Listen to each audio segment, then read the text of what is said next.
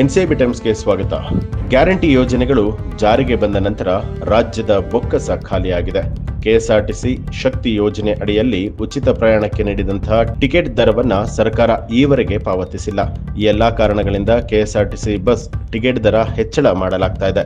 ಇನ್ನು ನಗರದಲ್ಲಿ ಸುದ್ದಿಗಾರರೊಂದಿಗೆ ಮಾತನಾಡಿದಂತಹ ಕೆಎಸ್ಆರ್ಟಿಸಿ ಅಧ್ಯಕ್ಷರಾದ ಎಸ್ಆರ್ ಶ್ರೀನಿವಾಸ್ ಅವರು, ರಾಜ್ಯದಲ್ಲಿ ಕೆಎಸ್ಆರ್ಟಿಸಿ ಸಹಿತ 4 ನಿಗಮಗಳಿಂದ ಬಸ್ ಟಿಕೆಟ್ ದರ ಹೆಚ್ಚಳ ಮಾಡುವಂತಹ ಸಂಬಂಧ ರಾಜ್ಯ ಸರ್ಕಾರಕ್ಕೆ ಯಾವುದೇ ರೀತಿಯಾದ ಪ್ರಸ್ತಾವನೆ ಸಲ್ಲಿಕೆಯಾಗಿಲ್ಲ ಅಂತ ಹೇಳಿದರು. ಇನ್ನು ಕೆಎಸ್ಆರ್ಟಿಸಿ ಅಧ್ಯಕ್ಷ ಎಸ್ಆರ್ ಶ್ರೀನಿವಾಸ್ ಹೇಳಿಕೆ ಬಗ್ಗೆ ಪ್ರತಿಕ್ರಿಯೆ ಕೊಟ್ಟಿರುವಂತಹ ಸಾರಿಗೆ ಸಚಿವರಾದ ರಾಮಲಿಂಗಾರೆಡ್ಡಿ ಅವರು, ಶ್ರೀನಿವಾಸ್ ಕೆಎಸ್ಆರ್ಟಿಸಿ ಟಿಕೆಟ್ ದರ ಹೆಚ್ಚಳ ಸಂಬಂಧ ಪ್ರಸ್ತಾವನೆ ಸಲ್ಲಿಸಲಾಗುವುದು ಅಂತಲೂ ಕೂಡ ತಿಳಿಸಿದರು.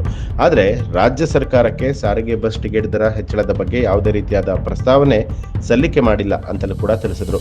ರಾಜ್ಯ ಸರ್ಕಾರಕ್ಕೆ ಸಾರಿಗೆ ನಿಗಮಗಳಿಂದ ಬಸ್ ಟಿಕೆಟ್ ದರ ಹೆಚ್ಚಳದ ಸಂಬಂಧ ಇನ್ನೂ ಕೂಡ ಪ್ರಸ್ತಾವನೆ ಸಲ್ಲಿಕೆಯಾಗಿಲ್ಲ. ಅಲ್ಲದೆ ಟಿಕೆಟ್ ದರ ಏರಿಸುವಂತಹ ಚಿಂತನೆಯನ್ನ ರಾಜ್ಯ ಸರ್ಕಾರ ನಡೆಸಿಲ್ಲ ಅನ್ನೋದನ್ನ ಸ್ಪಷ್ಟಪಡಿಸಿದರು. ಈಗ ಗ್ಯಾರಂಟಿ ಯೋಜನೆಗಳು ನಿಂತೋಗ್ತವೆ ಅಂತ ಒಂದಷ್ಟು ಚರ್ಚೆಗಳಾಗ್ತಾ ಇದೆ. ಆ ಬಗ್ಗೆ ಒಂದು ಕ್ಲಾರಿಫಿಕೇಶನ್ ಸರ್. ನಾನು ಭಾಳ ಹಿಂದೆಯಿಂದ ಹೇಳ್ಕೊಂಡು ಬರ್ತಾ ಇದ್ದೆ. ಗ್ಯಾರಂಟಿ ಯೋಜನೆ, ಅದರಲ್ಲಿ ವಿಶೇಷವಾಗಿ ಶಕ್ತಿ ನಮ್ಮ ಇಲಾಖೆಗೆ ಸೇರಿದ್ದು, ಯಾವುದೇ ಕಾರಣಕ್ಕೂ ನಿಲ್ಲೋದಿಲ್ಲ. ಮತ್ತು ಈ 4 ವರ್ಷ ಇನ್ನೂ ಅವಧಿ ಇದೆ. ಮತ್ತೆ ಚುನಾವಣೆ ಆದರೆ ಮತ್ತೆ ನಮ್ಮ ಪಕ್ಷನ ಅಧಿಕಾರಕ್ಕೆ ಬರುತ್ತೆ. ಅಂದರೆ ಇನ್ನೂ 9 ವರ್ಷ ಕಾಲ ಶಕ್ತಿ ಇರುತ್ತೆ.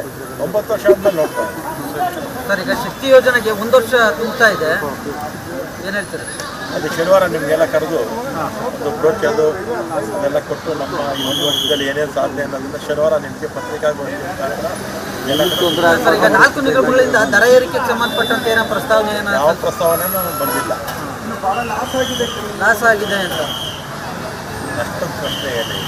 ಶಕ್ತಿ ಯೋಜನೆಯಿಂದ ಈಗ ಒಂದು ಇದು ವಿದ್ಯಾ ಇಲಾಖೆ, ಆರೋಗ್ಯ ಇಲಾಖೆ ಮತ್ತು ಅಗ್ರಿಕಲ್ಚರ್, ಇದರಲ್ಲೆಲ್ಲ ನಷ್ಟ ನೋಡೋಕ್ಕಾಗುತ್ತೆ. ನಾವು ವಿದ್ಯಾ ಇಲಾಖೆ ವಿದ್ಯಾವಂತರಾಗಬೇಕು, ಆರೋಗ್ಯ ಇಲಾಖೆ ಎಲ್ಲರೂ ಆರೋಗ್ಯ, ಅಗ್ರಿಕಲ್ಚರ್ ವ್ಯವಸಾಯ, ಟ್ರಾನ್ಸ್ಪೋರ್ಟೇಷನ್ ಮಹಾನಗರಗಳಿಗೆ ಬರಬೇಕು ಅಂತ ಟ್ರಾನ್ಸ್ಪೋರ್ಟೇಷನ್, ಇದರಲ್ಲಿ ಲಾಭ ನಷ್ಟ ಬರುತ್ತೆ. ಈಗ ಗ್ಯಾರಂಟಿ ಯೋಜನೆಗಳು ನಿಂತೋಗ್ತವೆ ಅಂತ ಒಂದಷ್ಟು ಚರ್ಚೆಗಳಾಗ್ತಾ ಇದೆ. ಆ ಬಗ್ಗೆ ಒಂದು ಕ್ಲಾರಿಫಿಕೇಶನ್ ಸರ್. ನಾನು ಭಾಳ ಹಿಂದೆಯಿಂದ ಹೇಳ್ಕೊಂಡು ಬರ್ತಾ ಇದ್ದೆ. ಗ್ಯಾರಂಟಿ ಯೋಜನೆ, ಅದರಲ್ಲಿ ವಿಶೇಷವಾಗಿ ಶಕ್ತಿ ನಮ್ಮ ಇಲಾಖೆಗೆ ಸೇರಿದ್ದು, ಯಾವುದೇ ಕಾರಣಕ್ಕೂ ನಿಲ್ಲೋದಿಲ್ಲ. ಮತ್ತು ಈ 4 ವರ್ಷ ಇನ್ನೂ ಅವಧಿ ಇದೆ. ಮತ್ತೆ ಚುನಾವಣೆ ಆದರೆ ಮತ್ತೆ ನಮ್ಮ ಪಕ್ಷನ ಅಧಿಕಾರಕ್ಕೆ ಬರುತ್ತೆ. ಅಂದರೆ ಇನ್ನೂ 9 ವರ್ಷ ಕಾಲ ಶಕ್ತಿ ಇರುತ್ತೆ. 9 ವರ್ಷ ಆದ್ಮೇಲೆ ನೋಡ್ತಾರೆ ಸರ್. ಈಗ ಶಕ್ತಿ ಯೋಜನೆಗೆ 1 ವರ್ಷ ಹೇಳ್ತೀರಿ? ಅದು ಶನಿವಾರ ನಿಮಗೆಲ್ಲ ಕರೆದು ಒಂದು ಬ್ರೋಚರು ಅದೆಲ್ಲ ಕೊಟ್ಟು ನಮ್ಮ ಈ 1 ವರ್ಷದಲ್ಲಿ ಏನೇನು ಸಾಧನೆ ಅನ್ನೋದನ್ನ ಶನಿವಾರ ನಿಮಗೆ ಪತ್ರಿಕಾಗೋಷ್ಠಿ ಮುಖಾಂತರ ಎಲ್ಲ ಸರ್. ಈಗ 4 ನಿಗಮಗಳಿಂದ ದರ ಏರಿಕೆಗೆ ಸಂಬಂಧಪಟ್ಟಂತೆ ಏನೋ ಪ್ರಸ್ತಾವನೆ ಯಾವ ಪ್ರಸ್ತಾವನೆಯೂ ಬಂದಿಲ್ಲ.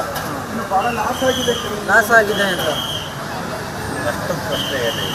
ಶಕ್ತಿ ಯೋಜನೆಯಿಂದ ಈಗ ಒಂದು ಇದು ವಿದ್ಯಾ ಇಲಾಖೆ, ಆರೋಗ್ಯ ಇಲಾಖೆ ಮತ್ತು ಅಗ್ರಿಕಲ್ಚರ್, ಇದರಲ್ಲೆಲ್ಲ ನಷ್ಟ ನೋಡೋಕ್ಕಾಗುತ್ತೆ. ನಾವು ವಿದ್ಯಾ ಇಲಾಖೆ ವಿದ್ಯಾವಂತರಾಗಬೇಕು, ಆರೋಗ್ಯ ಇಲಾಖೆ ಎಲ್ಲರೂ ಆರೋಗ್ಯ, ಅಗ್ರಿಕಲ್ಚರ್ ವ್ಯವಸಾಯ, ಟ್ರಾನ್ಸ್ಪೋರ್ಟೇಷನ್ ಮಹಾನಗರಗಳಿಗೆ ಬರಬೇಕು ಅಂತ ಟ್ರಾನ್ಸ್ಪೋರ್ಟೇಷನ್, ಇದರಲ್ಲಿ ಲಾಭ ನಷ್ಟ ಬರುತ್ತೆ.